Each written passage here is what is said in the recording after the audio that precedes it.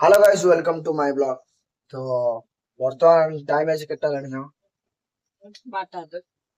बर्तमान टाइम आसी 12:30 लानी। तो मो मन को हठात कि गोटे चिंताधारा आसला आम पुओ मन को नहीं कहीं मु बर्तमान एबे अध घंटा तले ड्यूटी सारिक आसली रूम को। तो किछिटा पैसा पाई ना मो भाई एटे बहुत कष्ट करिया पड़े। गोटे पुओ होई जवाटा एते भी सहज नहीं। कहीं गोटे झील बाहा सारा पर स्वामी पैसा रयस करियो ଯେତେବେଳେ ବାହା ନ ହେଇକି ଘରେ ଥିବ ନା ସେତିକିବେଳେ ବାପା ପଇସା ରୟସ କରିବ। କିନ୍ତୁ ଆମମାନେ କଣ କିଛିଟା ପଇସା ଇନକମ କରିବା ପାଇଁ କେତେ କେତେ ଦୂରକୁ ଯାଉ, ବହୁତ ଦୂରକୁ। ବର୍ତ୍ତମାନ ମୁଁ ଓଡିଶାରେ ରହି ଓଡିଶାର ପୁଅ ହେଇକି ବର୍ତ୍ତମାନ ମୁଁ ହାଇଦ୍ରାବାଦରେ କାମ କରୁଛି। ହାଇଦ୍ରାବାଦ ଗୋଟେ ଭାବ, କିଛିଟା ଟଙ୍କା ପାଇଁ ଆମେ ଏଠି ହଜାର ହଜାର କିଲୋମିଟର ଦୂରରେ ରହି କାମ କରୁଛୁ। କିନ୍ତୁ ଝିଅ ମାନଙ୍କର କଣ ଅଛି ଭାଇ, ବାହା ହେଲେ ସ୍ୱାମୀ ପଇସା ରୟସ କଲେ, ବାହା ନହେଲେ ବାପା ପଇସା ରୟସ କଲେ। ତ ପୁଅ ମାନଙ୍କ ଜୀବନଟା ଏତେ ବି ସହଜ ହୋଇନଥାଏ, ବହୁତ କଷ୍ଟ ହୋଇଥାଏ।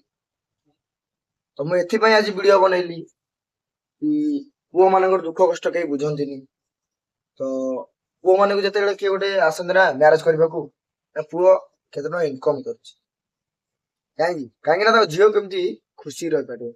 କିନ୍ତୁ ଆମ ଏଠି 12 ଘଣ୍ଟା କାମ କରିକି ଆମକୁ ଟଙ୍କା 400 ମିଳୁଛି, ସେମାନେ ଭାବିପାରୁନାହାନ୍ତି।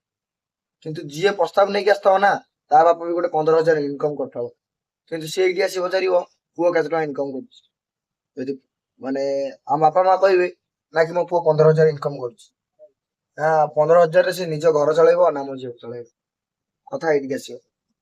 ତ ଏମିତି କିଛି ଲୋକ ଅଛନ୍ତି ଯିଏକି ମୃଦୟ ଦେଖି ଭଲ ପାଇକି ମାନେ ବାହା ହେଇକି ପଳାନ୍ତି। ଯୋଉମାନେ ପୁଅ ଝିଅ ବି ଥାନ୍ତି ଯାଇ ବାହା ହେଇକି ପଳାନ୍ତି, ସେମାନେ ହିଁ ଜାଣିଛନ୍ତି ପଇସାର ମୂଲ୍ୟ କେତେ। ସେଇଥିପାଇଁ ନିଜେ ଯାଇକି ନା ଭଲ ପାଇକି ଯେତେବେଳେ ବାହାରକୁ ଯାଆନ୍ତି ନା, ସେ ଝିଅ ବି କାମ କରେ ଆଉ ପୁଅ ବି କାମ କରେ, ଆଉ ସେଇଠୁ ତାଙ୍କ ପରିବାର ଷ୍ଟାର୍ଟ ହେଇଯାଏ। କିନ୍ତୁ ଆରେଞ୍ଜ ମ୍ୟାରେଜ ହୁଏ ନା, ଯେତେବେଳେ ପ୍ରସ୍ତାବ ନେଇକି ଆସନ୍ତି ନା ପୁଅ ତମର 15,000 ଇନକମ କରୁଛି, ସେ କେମିତି ଚଳେଇବ କଣ କରିବ।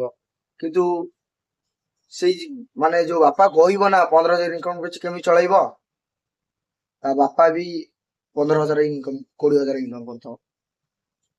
କିନ୍ତୁ ଗୋଟେ ବାପା ଚାହେଁ କି ସେ ନିଜେ ବୋଧେ ଦୁଃଖ କଷ୍ଟ ରହୁ କିନ୍ତୁ ତା ଝିଅକୁ ଖୁସି ରଖୁ। ଝିଅ ମାନେ ଏଠି କଣ ଚାହାନ୍ତି, ମୋ ମାନେ ସେ ଯାହାକୁ ବାହା ହେଇଥିବ ମୋ ସ୍ୱାମୀ 15,000 ଇନକମ କରୁ, କିନ୍ତୁ ମୁଁ ଦିନକୁ 800 ଟଙ୍କାର ଅନଲାଇନ ଅର୍ଡର କରିବି, ଖାଇବା ପିଇବାକୁ ଅର୍ଡର କରିବି, ଭଲ ଖାଇବି, ଇଏ କରିବି। କିନ୍ତୁ ସେମାନେ ବୁଝିପାରନ୍ତିନି ନା, ସେମାନେ କାମ କରନ୍ତିନି। କାହିଁକିନା ଆମେ ଏଠି 12 ଘଣ୍ଟା କାମ କରିବୁ, ଆମେ ଜାଣିଛୁ ପଇସାର ମୂଲ୍ୟ କେତେ। ତ ଗାଇସ୍, ରହିଲି, ଜୟ ଜଗନ୍ନାଥ। ଛୋଟିଆ ବ୍ଲଗଟା ହେଲା, ଆଉ ବର୍ତ୍ତମାନ ବ୍ଲଗ କରିପାରୁନି କାହିଁକିନା ଟାଇମ ହଉନି। 12 ଘଣ୍ଟା କାମ କରିକି ଏଇନେ ବର୍ତ୍ତମାନ 12ଟାରେ ଡ୍ୟୁଟି ସାରିକି ଆସୁଛୁ ଆମ ଘରକୁ। ତ ଟାଇମ ତ ନାହିଁ ଆମ ପାଖରେ, ଛାଡ। ମୁଁ ଯୋଉଦିନ ମୋର ଛୁଟି ହବ ମୁଁ ସେଇଦିନ ବ୍ଲଗ ବନେଇବି। ତ ମୁଁ ଯେମିତି କହିଥିଲି 30 ଦିନ ଲଗାତାର ବ୍ଲଗ ବନେଇ ପାରୁନି, ସରି ଗାଇସ୍। ରହିଲି, ଜୟ ଜଗନ୍ନାଥ। ଦେଖା ହବ ନେକ୍ସଟ ବ୍ଲଗରେ।